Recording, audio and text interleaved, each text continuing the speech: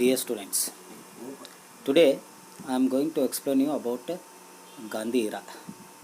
In 1920 to 1947, this period was going to we are called that Gandhi era. Gandhi era means 1920ರಲ್ಲಿ Mahatma ಗಾಂಧೀಜಿಯವರು ರಾಷ್ಟ್ರೀಯ ಚಳವಳಿಯಲ್ಲಿ ಭಾಗವಹಿಸಿದರು. ಹಾಗಾಗಿ ಈ ಒಂದು ಕಾಲಾವಧಿಯನ್ನು ನಾವು ಮಹಾತ್ಮ ಗಾಂಧಿ ಯುಗ ಅಂತ ನಾವು ಕರಿತೀವಿ.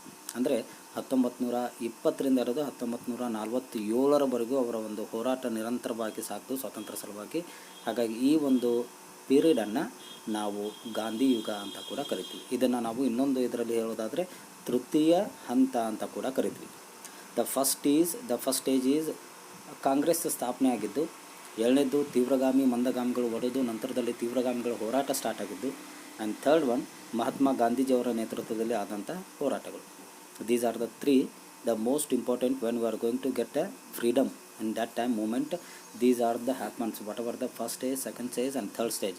The most important ಯಾವುದಪ್ಪ ಅಂದರೆ ನಾವು ಥರ್ಡ್ ಸ್ಟೇಜನ್ನು ನಾವು ಬಹಳ ಮೋಸ್ಟ್ ಇಂಪಾರ್ಟೆಂಟ್ ಆಗಿ ತೊಗೊತೀವಿ. ಬಿಕಾಸ್ ಈ ಒಂದು ಹಂತದಲ್ಲಿ ಮಹಾತ್ಮ ಗಾಂಧೀಜಿಯವರು ಬಹಳ ಪ್ರಮುಖವಾದಂತಹ ಪಾತ್ರವನ್ನು ವಹಿಸಿ ಭಾರತಕ್ಕೆ ಸ್ವತಂತ್ರ ತಂದುಕೊಡುವಲ್ಲಿ ಬಹಳ ದೊಡ್ಡ ಮುಖ್ಯ ಪಾತ್ರವನ್ನು ವಹಿಸಿದ್ದಾರೆ ಅನ್ನೋದು ನಮಗೆ ತಿಳಿದು ಬರುತ್ತೆ. ಸೊ ಈ ಎಲ್ಲ ಹೋರಾಟಗಳಲ್ಲಿಯೂ ಕೂಡ ಮಹಾತ್ಮ ಗಾಂಧೀಜಿಯವರ ಪಾತ್ರವು ಕೂಡ ಬಹಳ ಪ್ರಮುಖವಾಗಿದೆ ಅನ್ನೋದು ಕೂಡ ನಾವಿಲ್ಲಿ ನೆನಪಿಸ್ಕೋಬೇಕಾಗುತ್ತೆ. ನೋಡಿ, ತೃತೀಯ ಹಂತದ ರಾಷ್ಟ್ರೀಯ ಚಳವಳಿಯಲ್ಲಿ ಮಹಾತ್ಮ ಗಾಂಧಿ ಮಹತ್ತರವಾದ ಪಾತ್ರವನ್ನು ವಹಿಸಿದರು. ರೈತರು, ಕಾರ್ಮಿಕರು, ಇತರೆ ಜನಸಾಮಾನ್ಯರನ್ನು ಜೊತೆಗೂಡಿಸಿಕೊಂಡು ವಿಶಾಲ ಬುನಾದಿಯನ್ನು ಒದಗಿಸಿದರು. ಜೊತೆಗೆ ಭಾರತದ ಜನತೆಗೆ ರಾಜಕೀಯ ಶಿಕ್ಷಣವನ್ನು ನೀಡಿದರಲ್ಲದೆ ಪ್ರಬಲ ಬ್ರಿಟಿಷ್ ಸಾಮ್ರಾಜ್ಯದೊಡನೆ ಹೋರಾಡಲು ಸತ್ಯಾಗ್ರಹವೆಂಬ ಅಸ್ತ್ರವೊಂದನ್ನು ನೀಡಿದರು. ಇವರು ಚಳವಳಿಯನ್ನು ಯಶಸ್ವಿಯಾಗಿ ಮುನ್ನಡೆಸಿದರು ಹಾಗೂ ಮುಖಂಡರಲ್ಲೇ ಪ್ರಮುಖರಾಗಿದ್ದರಾದ್ದರಿಂದ ಈ ಹಂತದ ರಾಷ್ಟ್ರೀಯ ಚಳವಳಿಯು ಗಾಂಧಿಯುಗ ಎಂದು ಜನಪ್ರಿಯವಾಯಿತು ಅಂತ ನಮಗೆ ತಿಳಿದು ಬರುತ್ತೆ. ಸೊ ಈ ಎಲ್ಲ ಕಾರಣಗಳಿಂದಾಗಿ ಮಹಾತ್ಮ ಗಾಂಧೀಜಿಯವರ ಈ ಒಂದು ತೃತೀಯ ಹಂತದಲ್ಲಿ ಅವರು ಕೈಗೊಂಡಿರ್ತಕ್ಕಂಥ ಪಾತ್ರ, ಮಾಡಿರ್ತಕ್ಕಂಥ ಸತ್ಯಾಗ್ರಹಗಳು ಇವು ಬಹಳ ಪ್ರಮುಖವಾಗಿರ್ತಕ್ಕಂಥದ್ದು. ದೊಡ್ಡ ಅಸ್ತ್ರಪ್ಪ ಅಂದರೆ ಸತ್ಯಾಗ್ರಹ. When they started the satyagraha, it is the one of the biggest weapon of Mahatma Gandhiji, and they applied to Britishers, against the Britishers, to get ಏನಪ್ಪ ಅಂದರೆ ಫ್ರೀಡಮ್ ಟು ಅವರ್ ಕಂಟ್ರಿ. ನಮ್ಮ ಇಡೀ ಭಾರತ ದೇಶಕ್ಕೆ ಸ್ವತಂತ್ರವನ್ನು ತರುವ ಸಲುವಾಗಿ ಬಹಳ ದೊಡ್ಡದಾಗಿ ವೆಪನನ್ನು ಅವರು ಬಳಸಿದ್ದು ಯಾವುದಪ್ಪ ಅಂದರೆ ಅದು ಸತ್ಯಾಗ್ರಹದ ಮುಖಾಂತರವಾಗಿ ಭಾರತಕ್ಕೆ ಸ್ವತಂತ್ರವನ್ನು ತಂದುಕೊಡಬೇಕು ಅನ್ನೋದು ಅವರ ಒಂದು ಕನಸಾಗಿತ್ತು. ಹಾಗಾಗಿ ಅವರು ಶಾಂತಿಯುತವಾದಂತಹ ಒಂದು ಹೋರಾಟಗಳನ್ನು ಸತ್ಯಾಗ್ರಹದ ಮುಖಾಂತರವಾಗಿ ಬ್ರಿಟಿಷ್ ಸರ್ಕಾರಕ್ಕೆ ಒಂದು ಮನವಿಯನ್ನು ಅಂದರೆ ಎಚ್ಚರಿಕೆಯನ್ನು ಕೊಡ್ತಕ್ಕಂತಹ ಒಂದು ಕೆಲಸವನ್ನು ಮಾಡ್ತಾಯಿದ್ರು ಅನ್ನೋದು ನಮಗೆ ತಿಳಿದುಬರುತ್ತೆ. ಈ ತೃತೀಯ ಹಂತದಲ್ಲಿ ಅತ್ಯಂತ ಪ್ರಮುಖರಾಗಿರ್ತಕ್ಕಂತಹ ಒಬ್ಬ ವ್ಯಕ್ತಿಯಾಗಿದ್ದರಿಂದ ಸೊ ಗಾಂಧೀಜಿ ಅವರನ್ನು ನಾವು ಏನಂತ ಕರಿತೀವಪ್ಪ ಅಂದರೆ ಮಹಾತ್ಮ ಅಂತ ಕರೀಲಿಕ್ಕೆ ಸ್ಟಾರ್ಟ್ ಮಾಡಿದ್ವಿ. ಸೊ ಈ ಒಂದು ಇಡೀ ಭಾರತ ಸ್ವತಂತ್ರ ಚಳವಳಿಯಲ್ಲಿನೇ ಮಹಾತ್ಮ ಗಾಂಧೀಜಿಯವರ ಪಾತ್ರ ಬಹಳ ಪ್ರಮುಖವಾಗಿದೆ ಅನ್ನೋದು ನಮಗೆ ತಿಳಿದು ಬರುತ್ತೆ. ಇಲ್ಲಿ ನೋಡಿ, ಸತ್ಯಾಗ್ರಹ ಅಂತಕ್ಕಂಥದ್ದು ಒಂದು ಕೂಡ ಅವರ ಒಂದು ದೊಡ್ಡದಂತಹ ಶಕ್ತಿ. ಸತ್ಯಾಗ್ರಹ ಅಲ್ಪಸಂಖ್ಯಾಕ ಬಿಳಿಯರನ್ನು ಒಳಗೊಂಡ ದಕ್ಷಿಣ ಆಫ್ರಿಕಾ ಸರ್ಕಾರ ವರ್ಣಭೇದಿ ನೀತಿಯನ್ನು ಅನುಸರಿಸ್ತಾ ಇತ್ತು. ಅಲ್ಲಿನ ದಮನಕಾರಿ ಕ್ರಮಗಳನ್ನು ಅನುಸರಿಸಿ ಬಹುಸಂಖ್ಯಾಕ ಕರಿಯರನ್ನು ನಿಗ್ರಹಿಸಲಾಗ್ತಾ ಇತ್ತು. ಹಾಗಾಗಿ ಸಣ್ಣ ವ್ಯಾಪಾರಿಗಳು ಹಾಗೂ ಕಾರ್ಮಿಕರಿಗಾಗಿ ದಕ್ಷಿಣ ಆಫ್ರಿಕಾದಲ್ಲಿ ನೆಲೆಸಿದ್ದ ಭಾರತೀಯರನ್ನು ಅಪಮಾನಗೊಳಿಸಲಾಗ್ತಾ ಇತ್ತು. ಹಾಗಾಗಿ ಸತ್ಯಾಗ್ರಹ ಅಥವಾ ಜಡ ಪ್ರತಿರೋಧದ ತಂತ್ರವನ್ನು ಮಹಾತ್ಮ ಗಾಂಧೀಜಿ ತಾವು ದಕ್ಷಿಣ ಆಫ್ರಿಕಾದಲ್ಲಿ ನೆಲೆಸಿದ್ದಾಗ ಅದನ್ನು ವೀಕ್ಷಿಸಿದರು.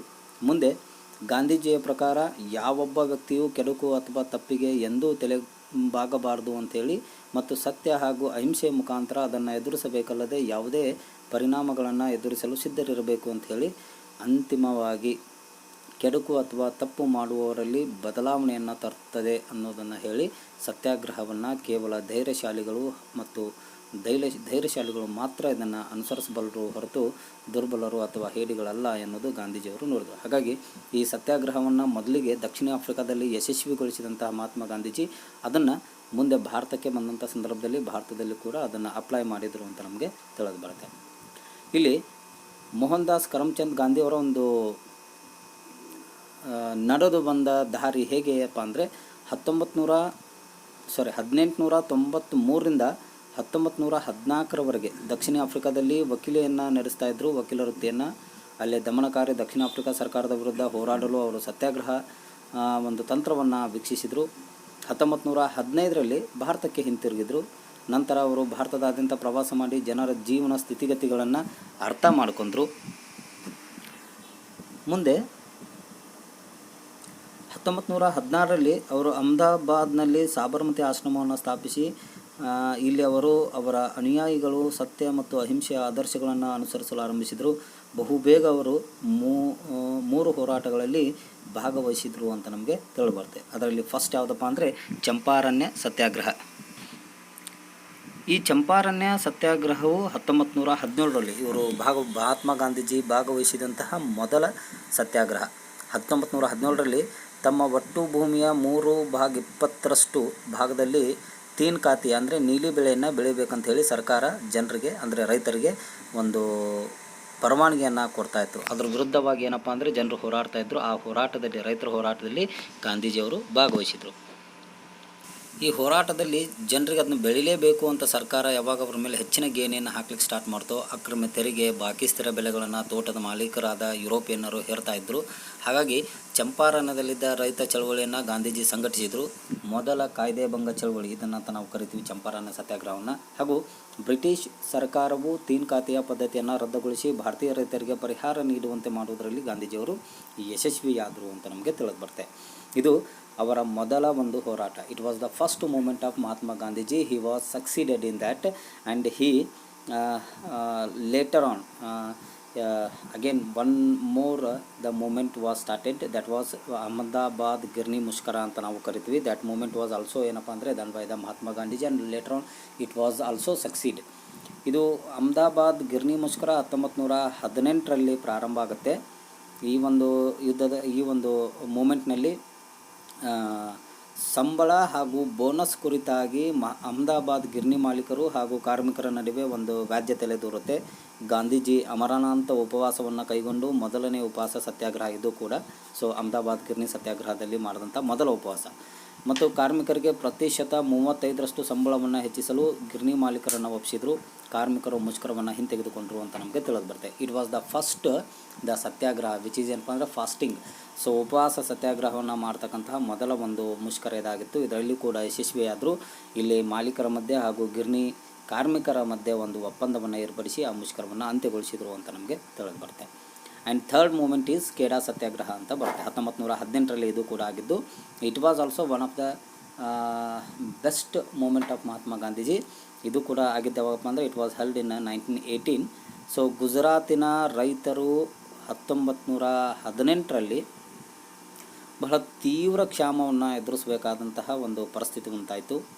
ಹಾಗಾಗಿ ಆ ಸಂದರ್ಭದಲ್ಲಿ ಸಾಮಾನ್ಯ ಇಳುವರಿಗಿಂತ 1/4 ಭಾಗದಷ್ಟು ಏನಪ್ಪ ಅಂದರೆ 1/4 ಅಷ್ಟು ಕಡಿಮೆ ಬೆಳೆಯ ಇಳುವರಿ ಬಂದಾಗ ಕಂದಾಯ ಕಾನೂನುಗಳನ್ವಯ ರೈತರು ಕಂದಾಯ ತೆರಿಗೆಯ ಕಡಿತ ಇಲ್ಲವೇ ವಿನಾಯಿತಿಗೆ ಅರ್ಹರಾಗಿದ್ದರು. ಆದರೆ ಬ್ರಿಟಿಷ್ ಅಧಿಕಾರಿಗಳು ತೆರಿಗೆ ವಿನಾಯಿತಿ ಇಲ್ಲವೇ ಕಡಿತವಾಗಲಿ ನೀಡಲು ನಿರಾಕರಿಸಿದರು. ಅಂದರೆ ನೀವು ಕೊಡಲೇಬೇಕು, ಅದು ಬೆಳೆ ಕಡಿಮೆ ಬಂದರೂ ಕೂಡ ಕಂದಾಯವನ್ನು ನೀವು ಕೊಡಲೇಬೇಕಂತ ಹೇಳಿ ಬ್ರಿಟಿಷರು ಏನು ಮಾಡಿದ್ರಪ್ಪ ಅಂದರೆ ರೈತರ ಮೇಲೆ ಹೇರಲಿಕ್ಕೆ ಸ್ಟಾರ್ಟ್ ಮಾಡಿದರು ತೆರಿಗೆಯನ್ನು. ಸೊ ಮುಂದೆ ಇದನ್ನು ಬ್ರಿಟಿಷ್ ಅಧಿಕಾರಿಗಳು ವಿನಾಯಿತಿ ಕೊಡದೇ ಅವರಿಗೆ ಕಡಿತವಾಗಲಿ ಏನೂ ಕೊಡದೇ ನಿರಾಕರಿಸಿದಾಗ ಮಹಾತ್ಮ ಗಾಂಧೀಜಿಯವರು ರೈತರ ನಾಯಕತ್ವವನ್ನು ವಹಿಸಿ ಕಂದಾಯ ಪಾವತಿಸದಿರುವಂತೆ ಅಂದರೆ ಮೊದಲನೆಯ ಅಸಹಕಾರ ಚಳವಳಿ ನೋಡಿ ಗೊತ್ತೈತ್ರಿ. ಫಸ್ಟು ಮೂಮೆಂಟು ಅದು ಮೊದಲ ಒಂದು ಅವರ ಕಾಲದಲ್ಲಿ ಆಗಿರ್ತಕ್ಕಂತಹ ಕಾನೂನು ಭಂಗ ಕಾಯ್ದೆ. ನಂತರದಲ್ಲಿ ಅಹಮದಾಬಾದ್ ಗಿರ್ನಿಯಲ್ಲಿ ಮೊದಲ ಉಪವಾಸವನ್ನು ಮಾಡಿರ್ತಕ್ಕಂಥ ಸತ್ಯಾಗ್ರಹ. ಇನ್ನು ಖೇಡಾ ಬಂತಪ್ಪ ಅಂದರೆ ಇದು ಮೊದಲನೇ ಅಸಹಕಾರ ಚಳವಳಿ. ಇವು ಮೂರು ಮೊದಲಿಗೆ ಒಂದೊಂದೇ ಹಂತದಲ್ಲಿ ಇವುಗಳನ್ನು ಪ್ರಾರಂಭ ಮಾಡಿದ್ರು ಅಂತ ನಮಗೆ ತಿಳಿದು ಬರುತ್ತೆ. ಸೊ ಇಲ್ಲಿ ಅರ್ಹರಾಗಿದ್ದರು ಅಂದರೆ ಬ್ರಿಟಿಷ್ ಅಧಿಕಾರಿಗಳು ಯಾವಾಗ ಇದು ಮಾಡಿದ್ರು ಗಾಂಧೀಜಿ ನೇತೃತ್ವದಲ್ಲಿ ನಡೆದಂಥ ಈ ಒಂದು ಚಳವಳಿ ಅತ್ಯಂತ ಪರಿಣಾಮಕಾರಿಯಾಗಿ ಎದುರಿಸುವಂತೆ ತಿಳಿಸಿದರು. ಅಧಿಕಾರಿಗಳು ಅನಿವಾರ್ಯವಾಗಿ ಉದಾರರಾಗಬೇಕಾಯಿತು. ಜೊತೆಗೆ ಹಣವನ್ನು ಮತ್ತು ಪಾವತಿಸಲು ಶುಲ್ಕ ಇಲ್ಲ ಏನಂದರೆ ಶಕ್ಯ ಇರುವವರಿಂದ ಮಾತ್ರ ಕಂದಾಯವನ್ನು ಸಂಗ್ರಹಿಸಬೇಕು ಅಂತ ಹೇಳಿ ತೀರ್ಮಾನ ಮಾಡಲಾಯಿತು. ಹಾಗಾಗಿ ಇಲ್ಲೂ ಕೂಡ ಗಾಂಧೀಜಿಯವರಿಗೆ ಯಶಸ್ವಿ ಸಿಕ್ತು ಅಂತ ನಮಗೆ ತಿಳಿದು ಬರುತ್ತೆ. ಸೊ ಈ ಮೇಲಿನ ಚಳುವಳಿಗಳಿಂದಾಗಿ ಗಾಂಧೀಜಿ ಜನಸಮೂಹದಲ್ಲಿ ನಿಕಟ ಸಂಪರ್ಕ ಬೆಳೆಸ್ಕೊಂಡ್ರು. ಜೊತೆಗೆ ರೈತರು ಹಾಗೂ ಕಾರ್ಮಿಕರು ಇವರ ನಾಯಕತ್ವವನ್ನು ಒಪ್ಪಲಾರಂಭಿಸಿದರು. ಇಲ್ಲಿದ್ದ ಮುಂದೆ ಅವರು ಬಹಳ ದೊಡ್ಡ ಒಂದು ಚಳುವಳಿಗಳು ಪ್ರಾರಂಭ ಆದವು ಭಾರತದಲ್ಲಿ ಅಂತ ನಮಗೆ ತಿಳಿದು ಬರುತ್ತೆ. ಇದಾದಮೇಲೆ ಒಂದು ಸಣ್ಣ ಘಟನೆ ಆಗುತ್ತೆ ಮಹಾತ್ಮ ಗಾಂಧೀಜಿಯವರ ಒಂದು ಪೀರಿಯಡ್ನಲ್ಲಿ ಆಗಿರ್ತಕ್ಕಂಥದ್ದು 1919ರಲ್ಲಿ. ಇದನ್ನು ನಾವು ಜಲಿಯನ್ ವಾಲಾಬಾಗ್ ಹತ್ಯಾಕಾಂಡ ಅಂತ ಕರಿತೀವಿ. It was one of the major massacres ಅಂತ ಕರಿತೀವಿ ನಾವು. ಹೆಂಗಪ್ಪ ಅಂದರೆ ಬಹಳ ದೊಡ್ಡದಾದಂಥ ದುರಂತ ಭಾರತದಲ್ಲಿ. ಇದು ಬ್ರಿಟಿಷ್ ಸರ್ಕಾರ 1919ರಲ್ಲಿ ರೌಲತ್ ಕಾಯ್ದೆಯನ್ನು ಜಾರಿಗೊಳಿಸಿ ಆಜ್ಞಾಪನವಿಲ್ಲದೆ ಯಾವುದೇ ವ್ಯಕ್ತಿಯು ಬಂಧಿಸುವ ಹಾಗೂ ವಿಚಾರಣೆ ಇಲ್ಲದೆ ಅನಿರ್ದಿಷ್ಟ ಅವರವರಿಗೆ ಸೆರೆಮನೆಯಲ್ಲಿರ್ತಕ್ಕಂಥ ಅಧಿಕಾರವನ್ನು ಪೊಲೀಸರಿಗೆ ನೀಡಲಾಯಿತು. ಭಾರತೀಯರು ಇದನ್ನು ಪ್ರತಿಭಟನೆ ಮುಖಾಂತರವಾಗಿ ತೀವ್ರವಾಗಿ ವಿರೋಧ ಮಾಡಿದರು. 6 ಏಪ್ರಿಲ್ 1919ರಂದು ಬೃಹತ್ ಪ್ರತಿಭಟನೆ ಗಾಂಧೀಜಿ ಕರೆ ನೀಡಿದರು. ಹಾಗಾಗಿ ಈ ಒಂದು ಮೆರವಣಿಗೆಗಳು, ಮುಷ್ಕರ, ಪ್ರತಿಭಟನೆ, ರ್ಯಾಲಿಗಳ ರೂಪದಲ್ಲಿ ಭಾರತದ ಹಲವಾರು ಭಾಗಗಳಿಂದ ಉತ್ಸಾಹಭರಿತ ಪ್ರಕ್ರಿಯೆಗಳು ವ್ಯಕ್ತವಾದವು. ಬ್ರಿಟಿಷರು ಲಾಠಿ ಏಟು ಮತ್ತು ದಸ್ತಗಿರಿಗಳ ಮುಖಾಂತರ ಪ್ರತಿಕ್ರಿಯೆ ಮಾಡಿದರು. ಆದರೂ ಕೂಡ ರೌಲತ್ ಕಾಯ್ದೆ ಮತ್ತು ನಾಯಕರಾದಂಥ ರೌಲತ್ ಕಾಯ್ದೆಯ ವಿರುದ್ಧ ಹೋರಾಡಲಿಕ್ಕೆ ಆ ಒಂದು ನಾಯಕರಾಗಿರ್ತಕ್ಕಂಥ ಸೈಫುದ್ದೀನ್ ಖಿಲ್ಜಿ ಮತ್ತು ಸತ್ಯಪಾಲರ ಬಂಧನವನ್ನು ವಿರೋಧಿಸಿ 13 ಏಪ್ರಿಲ್ 1919ರಂದು ಅಮೃತಸರದ ಜಾಲಿಯನ್ ವಾಲಾ ಭಾಗದಲ್ಲಿ ಸಭೆಯನ್ನು ಸೇರಿರ್ತಾರೆ. ಸುಮಾರು ಮಹಿಳೆಯರು, ಮಕ್ಕಳು, ವೃದ್ಧರನ್ನು ಒಳಗೊಂಡಿರ್ತಕ್ಕಂಥ ಒಂದು ದೊಡ್ಡ ಸಭೆ ಸೇರಿರುತ್ತೆ. ಬಹಳ ನಿಶಸ್ತ್ರೀ ಪ್ರತಿಭಟನಾಕಾರರು ಅಲ್ಲಿ ಸೇರಿ ಸಭೆಯನ್ನು ನಡೆಸ್ತಿರ್ತಾರೆ. ಅಲ್ಲಿರ್ತಕ್ಕಂಥ ಜನರಲ್ ಡಯ್ಯರ್ ಅನ್ನೋನು ಪ್ರತಿಭಟನಾಕಾರರ ಮೇಲೆ ಏನಪ್ಪ ಅಂದರೆ ತನ್ನ ತುಕಡಿಯೊಂದಿಗೆ ಸುತ್ತುವರೆದು ಗುಂಡು ಹಾರಿಸಲು ಆದೇಶ ಮಾಡ್ತಾನೆ. ಸೈನಿಕರು ತಮ್ಮಲ್ಲಿದ್ದ ಗುಂಡುಗಳು ಖಾಲಿಯಾಗುವವರೆಗೆ ಗುಂಡು ಹಾರಿಸಿ ಸಾವಿರಾರು ಜನ ಮರಣ ಹೊಂದಿದ್ರು ಅಂತ ನಮಗೆ ತಿಳಿದು ಬರುತ್ತೆ. ಹಾಗಾಗಿ ಸಾವಿರಾರು ಜನ ಗಾಯಗೊಳ್ತಾರೆ. ಬ್ರಿಟಿಷ್ ಈ ಒಂದು ಪಾಶವಿಕೃತಕ್ಕೆ ಜಗತ್ತು ಆಘಾತಗೊಂಡಿತು. ಆದರೆ ಜನರಲ್ ಡಯರ್ನು ಕೇವಲ ಭಾರತದಿಂದ ಹಿಂದಕ್ಕೆ ಕಳುಹಿಸಲಾಯಿತು ಮತ್ತು ಅವನಿಗೆ ಯಾವುದೇ ಶಿಕ್ಷೆಯನ್ನು ವಿಧಿಸಲಿಲ್ಲ. ಪ್ರಸಿದ್ಧ ಕವಿ ರವೀಂದ್ರನಾಥ್ ಟ್ಯಾಗೋರ್ ಈ ಒಂದು ಘಟನೆಯಿಂದ ಮನನೊಂದು ನೈಟ್ ಹುಡ್ ಪದವಿಯನ್ನು ತ್ಯಜಿಸಿ ಪ್ರತಿಭಟನೆಯನ್ನು ಮಾಡಿದರು. ಇದಾದ ಮೇಲೆ ಖಿಲಾಫತ್ ಚಳವಳಿ ಅಂತ ಬರುತ್ತೆ. It is also one of the best, ಅಂದರೆ one of the moment during the period of Mahatma Gandhiji. ಇಲ್ಲಿ ಖಲೀಫನಿಗಾದ ಅಪಮಾನದಿಂದ ಬ್ರಿಟಿಷರ ವಿರುದ್ಧ ಜಗತ್ತಿನಾದ್ಯಂತ ಮುಸ್ಲಿಮರು ಕೋಪಗೊಂಡಿದ್ದರು. ಅಲಿ ಸಹೋದರರ ಮೌಲಾನ್ ಆಜಾದ್, ಹಕೀಮ್, ಅಜ್ಮೀರ್ ಖಾನ್ ಮತ್ತು ಇತರರು ಸೇರಿಕೊಂಡು ಈ ಒಂದು ಸತ್ಯಾಗ್ರಹವನ್ನು, ಚಳವಳಿಯನ್ನು ಪ್ರಾರಂಭ ಮಾಡಿದರು. ಅಖಿಲ ಭಾರತ ಖಿಲಾಫತ್ ಸಮಿತಿಯನ್ನು ರಚಿಸಿದರು. ಜೊತೆಗೆ ದೇಶದಾದ್ಯಂತ ಚಳವಳಿಗೆ ಕರೆ ನೀಡಿದರು. ಭಾರತ ರಾಷ್ಟ್ರೀಯ ಕಾಂಗ್ರೆಸ್ ಖಿಲಾಫತ್ ಚಳವಳಿಗೆ ತನ್ನ ಸಂಪೂರ್ಣ ಬೆಂಬಲವನ್ನು ನೀಡಿತು. ಹಾಗಾಗಿ ಬಾಲ್ ಗಂಗಾಧರ್ ತಿಲಕ್ ಮತ್ತು ಮಹಾತ್ಮ ಗಾಂಧೀಜಿಯು ಹಿಂದೂ ಮುಸ್ಲಿಂ ಸ್ನೇಹವನ್ನು ಗಾಢಗೊಳಿಸಲು ಇದೊಂದು ಸುವರ್ಣ ಅವಕಾಶವೆಂದು ಬಗೆದರು ಅಂತ ನಮಗೆ ತಿಳಿಬರುತ್ತೆ. ಅಂದರೆ ಈ ಸಂದರ್ಭದಲ್ಲಿ ಏನು ಕೋಮುವಾದ ಸೃಷ್ಟಿಯಾಗಿತ್ತು ಅದನ್ನು ಕಡಿಮೆ ಮಾಡೋ ಸಲುವಾಗಿ ಮಹಾತ್ಮ ಗಾಂಧೀಜಿಯವರು ಕೂಡ ಏನಪ್ಪ ಅಂದರೆ ತಿಲಕರ ಜೊತೆ ಕೂಡಿಕೊಂಡು ಅದಕ್ಕೆ ಬೆಂಬಲವನ್ನು ವ್ಯಕ್ತಪಡಿಸಿದರು ಆ ಚಳವಳಿಗೆ ಅಂತ ನಮಗೆ ತಿಳಿದು ಬರುತ್ತೆ. ಇನ್ನಿದಾದಮೇಲೆ ಅವರೊಂದು ದೊಡ್ಡ ಚಳವಳಿಯಪ್ಪ ಅಂದರೆ ಅಸಹಕಾರ ಚಳವಳಿ 1920ರಿಂದ ಹಿಡಿದು 22ರವರೆಗೆ ನಡೆದಂಥ ಈ ಒಂದು ಸತ್ಯಾಗ್ರಹ ಭಾಳ ವಿಶೇಷವಾದ ಮಹತ್ವವನ್ನು ಪಡ್ಕೊಂಡಿದೆ ಭಾರತದಲ್ಲಿ ಅಂತ ನಮಗೆ ತಿಳಿಯುತ್ತೆ. ನೋಡಿರಿ, 1920ರಲ್ಲಿ ಕಾಂಗ್ರೆಸ್ನ ಒಂದು ವಿಶೇಷ ಅಧಿವೇಶನವನ್ನು ಕಲ್ಕತ್ತಾದಲ್ಲಿ ನಡೆಸಲಾಯಿತು. ಬಾಲ್ ಗಂಗಾಧರ್ ತಿಲಕ್ 1 ಆಗಸ್ಟ್ 1919ರಂದು ತೀರಿಕೊಳ್ತಾರೆ. ಕಾಂಗ್ರೆಸ್ಸನ್ನು ಮುನ್ನಡೆಸುವ ಜವಾಬ್ದಾರಿಯು ಗಾಂಧೀಜಿ, CR ದಾಸ್ ಮತ್ತು ಮೋತಿಲಾಲ್ ನೆಹರು ಅವರಂತಹ ಮೇಲೆ ಬೀಳುತ್ತೆ. ಅವಾಗೆ ರಾಷ್ಟ್ರವ್ಯಾಪಿ ಅಸಹಕಾರ ಚಳವಳಿಯನ್ನು ಆರಂಭಿಸುವ ಗಾಂಧೀಜಿಯವರ ಯೋಜನೆಯನ್ನು, ಅಧಿವೇಶನವನ್ನು ಒಪ್ಪಿಕೊಳ್ಳುತ್ತೆ. ಈ ಕರೆಗೆ ಜನರ ಪ್ರತಿಕ್ರಿಯೆಯು ಕೂಡ ಅಭೂತಪೂರ್ವವಾಗಿತ್ತು ಅಂತ ನಮಗೆ ತಿಳಿದು ಬರುತ್ತೆ. ಎಲ್ಲರೂ ಕೂಡ ಅದಕ್ಕೆ ಸಪೋರ್ಟ್ ಮಾಡಲಿಕ್ಕೆ ಬರ್ತಾರೆ. ಹಾಗಾಗಿ ಸಾವಿರಾರು ವಿದ್ಯಾರ್ಥಿಗಳು ಸರ್ಕಾರಿ ಶಾಲಾ ಕಾಲೇಜುಗಳನ್ನು ಬಹಿಷ್ಕರಿಸಿ ರಾಷ್ಟ್ರೀಯ ಸಂಸ್ಥೆಗಳಾದ ಕಾಶಿ ವಿದ್ಯಾಪೀಠ, ಜಾಮಿಯಾ ಮಿಲಿಯಾ ಇಸ್ಲಾಮಿಯಾ, ಗುಜರಾತ್ ವಿದ್ಯಾಪೀಠ ಮುಂತಾದವುಗಳು ಕೂಡ ಇದರಲ್ಲಿ ಸೇರಿಕೊಳ್ತವೆ. ಅದೇ ರೀತಿಯಾಗಿ ನ್ಯಾಯಾಲಯಗಳು, ಕಚೇರಿಗಳು, ಶಾಸಕಾಂಗಗಳು ಇವುಗಳನ್ನು ಬಹಿಷ್ಕರಿಸಲು ಮಾಡಲಾಗುತ್ತೆ. ವಿದೇಶಿ ವಸ್ತುಗಳನ್ನು ಬಹಿಷ್ಕಾರ ಮಾಡಲಾಗುತ್ತೆ. ಇದು ತುಂಬ ಜನಪ್ರಿಯವಾಗಿ ವಿದೇಶಿ ವಸ್ತುಗಳನ್ನು ಸಂಗ್ರಹಿಸಿ ಸಾರ್ವಜನಿಕ ಸ್ಥಳಗಳಲ್ಲಿ ಸುಡಲಾಗುತ್ತೆ. ಇದು ಜನರಲ್ಲಿ ಒಂದು ಜಾಗೃತಿಯನ್ನು ಉಂಟು ಮಾಡಿತು. ಅಷ್ಟೇ ಅಲ್ಲದೆ ಸ್ವದೇಶಿ ವಸ್ತುಗಳ ಬಳಕೆಯನ್ನು ಕೂಡ ಪ್ರಾರಂಭ ಮಾಡಿತು. ಖಾದಿ ವಸ್ತ್ರಧಾರಣೆ ರಾಷ್ಟ್ರೀಯ ಹೆಮ್ಮೆಯ ವಿಷಯವಾಯಿತು. ಜೊತೆಗೆ ಬ್ರಿಟಿಷರು ನೀಡಿದ ಬಿರುದು ಬಾವಲಿಗಳನ್ನು ಹಿಂದಿರುಗಿಸಲಾಯಿತು. ಈ ಚಳುವಳಿಯು ಭಾರತದಲ್ಲಿನ ಬ್ರಿಟಿಷ್ ಸಾಮ್ರಾಜ್ಯದ ಅಡಿಪಾಯವನ್ನು ಅಲುಗಾಡಿಸಿತು. ಜೊತೆಗೆ ಅಹಿಂಸೆಗೆ ತೀವ್ರ ಒತ್ತು ನೀಡಿದ್ದ ಗಾಂಧೀಜಿ 5 ಫೆಬ್ರವರಿ 1927ರಲ್ಲಿ ಒಂದು ಸಣ್ಣ ಘಟನೆ ಆಗುತ್ತೆ. ಅದಕ್ಕೆ ನಾವು ಚೌರಿ ಚೌರ ಘಟನೆ ಅಂತ ಕರಿತೀವಿ. ಈ ಚಳುವಳಿಯಲ್ಲಿ ಈ ನಡೆದಂಥ ಘಟನೆಯಿಂದಾಗಿ ಅಸಹಕಾರ ಚಳವಳಿಯನ್ನು ಹಿಂದಕ್ಕೆ ಪಡ್ಕೊಂಡ್ರು. ಗಾಂಧೀಜಿಯವರು ಮನನೊಂದು ಈ ಒಂದು ಸತ್ಯಾಗ್ರಹವನ್ನು ಹಿಂದಕ್ಕೆ ತೆಗೆದುಕೊಂಡ್ರು ಅಂತ ನಮಗೆ ತಿಳಿಬರುತ್ತೆ. ಅಂದರೆ ಈ ಚೌರಿ ಚೌರ ಅಂತಕ್ಕಂತಹ ಒಂದು ಪ್ರದೇಶ ಉತ್ತರ ಪ್ರದೇಶದಲ್ಲಿ ಬರ್ತಕ್ಕಂಥದ್ದು. ಇಲ್ಲಿ ಮೆರವಣಿಗೆಯಲ್ಲಿದ್ದಂತಹ ಗುಂಪನ್ನು ಪ್ರಚೋದಿಸಿದ್ದರಿಂದ 27 ಜನ ಪೊಲೀಸರನ್ನು ಠಾಣೆಯಲ್ಲಿ ಸುಡಲಾಗುತ್ತೆ. ಹಾಗಾಗಿ ಚಳುವಳಿಯನ್ನು ಹಿಂಪಡೆದಿದ್ದರಿಂದ CR ದಾಸ್ ಹಾಗೂ ಮೋತಿಲಾಲ್ ನೆಹರು ಅಂತ ನಾಯಕರು ಅಸಂತುಷ್ಟವನ್ನಗೊಂಡರು. ಜೊತೆಗೆ ಶಾಸಕಾಂಗ ನಿಷೇಧವನ್ನು ಕೂಡ ಕೊನೆಗೊಳಿಸಿ ಚುನಾವಣೆಗಳಲ್ಲಿ ಪಾಲ್ಗೊಳ್ಳಲು ಅಪೇಕ್ಷಿಸಿದರು ಅಂತ ನಮಗೆ ತಿಳಿದು ಬರುತ್ತೆ.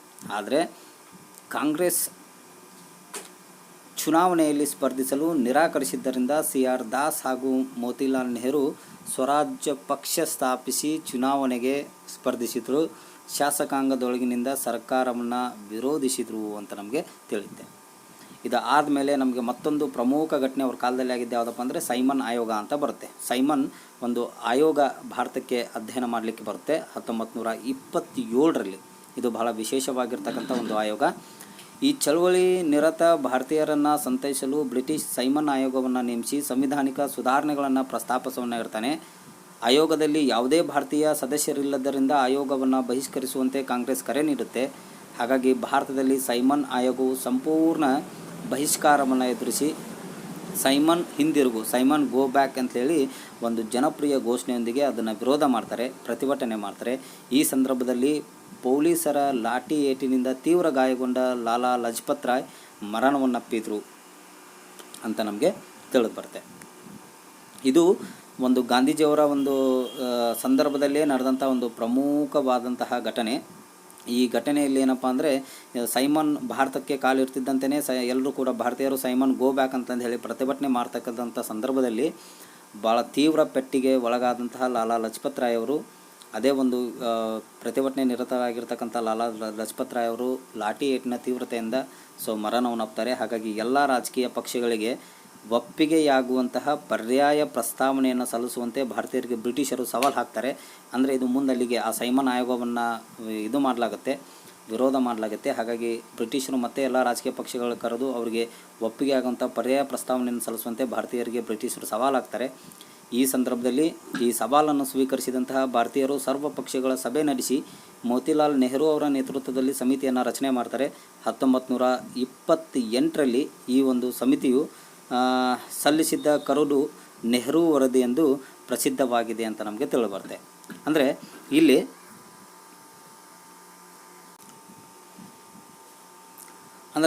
ಇಲ್ಲಿ ವಿಶೇಷವಾಗಿರ್ತಕ್ಕಂತಹ ಒಂದು ಬ್ರಿಟಿಷರ ಸವಾಲಿನಿಂದಾಗಿ ಭಾರತೀಯರು ಸರ್ವ ಪಕ್ಷಗಳನ್ನು ಕರೆದು ತಮ್ಮ ಒಂದು ಭಾರತಕ್ಕೆ ಏನು ಬೇಕು, ಸಂವಿಧಾನಿಕ ಪರಿಹಾರಗಳು ಏನೇನು ಬೇಕು ಅನ್ನೋದನ್ನು ತೀರ್ಮಾನ ಮಾಡಲಿಕ್ಕೆ ಪ್ರಾರಂಭ ಮಾಡ್ತಾರೆ. ಅದಕ್ಕೇ ಈ ವಿಶೇಷವಾಗಿ ಇದಕ್ಕೆ ನೆಹರು ವರದಿ ಅಂತಂದು ಹೇಳಿ ಕರೆಯಲಾಗುತ್ತೆ. ಇದು ಭಾರತ ಇತಿಹಾಸದಲ್ಲಿ ಈ ವರದಿಯನ್ನು ನೆಹರು ವರದಿ ಅಂತ ನಾವು ಕರಿತೀವಿ. ಹೀಗೆ ಭಾರತೀಯರು ಬ್ರಿಟಿಷರ ಸವಾಲನ್ನು ಸ್ವೀಕರಿಸಿ ಸರ್ವ ಪಕ್ಷಗಳನ್ನು ಕರೆದು ಒಂದು ಸಭೆ ನಡೆಸಿ ನೆಹರು ಅವರ ನೇತೃತ್ವದಲ್ಲಿ ಸಮಿತಿಯನ್ನು ರಚನೆ ಮಾಡಿ 1928ರಲ್ಲಿ ಈ ಸಮಿತಿಯು ಸಲ್ಲಿಸಿದ ಕರಡು ನೆಹರು ವರದಿ ಎಂದು ಪ್ರಸಿದ್ಧವಾಗುತ್ತೆ. ಮುಂದೆ ಮುಸ್ಲಿಂ ಲೀಗ್, ಹಿಂದೂ ಮಹಾಸಭಾ ಮತ್ತು ಸಿಖ್ಖರು ಮುಂತಾದವರ ಪಕ್ಷಗಳಲ್ಲಿ ಕೋಮು ಪ್ರಾತಿನಿಧ್ಯ ಕುರಿತು ಭಿನ್ನಾಭಿಪ್ರಾಯಗಳು ತಲೆದವು. ಹೀಗೆ ಇಲ್ಲಿ ತೆಗೆದುಕೊಂಡಂಥ ತೀರ್ಮಾನಗಳು ಏನಾದವಪ್ಪ ಅಂದರೆ ಮತ್ತೆ ಬ್ರಿಟಿಷರಿಗೆ ಸರಿಯಾಗಿ ಮಾಹಿತಿಯನ್ನು ಕೊಡಲಾಗಲಿಲ್ಲ ಅಂತ ನಮಗೆ ತಿಳಿದು ಬರುತ್ತೆ. ಮುಂದೆ ಏನಾಯಿತು, ಈ ಸಮಿತಿ ಆಯೋಗದಿಂದ ಶಿಫಾರಸಾದಂತಹ ಒಂದು ಕರಡಿನಲ್ಲಿ ಏನಿತ್ತು ಅನ್ನೋದನ್ನು, ಅದು ಯಾವ ರೀತಿ ಸಕ್ಸಸ್ಫುಲ್ ಆಯಿತು ಅನ್ನೋದನ್ನು ನೆಕ್ಸ್ಟ್ ವಿಡಿಯೋದಲ್ಲಿ ನೋಡೋಣ. ಇಲ್ಲಿವರೆಗೆ ಇದನ್ನು ನೋಡೋದಕ್ಕೆ ಧನ್ಯವಾದಗಳು. ಮುಂದಿನ ವಿಡಿಯೋದಲ್ಲಿ ಇದರ ಮುಂದುವರೆದ ಭಾಗವನ್ನು ನೋಡೋಣ.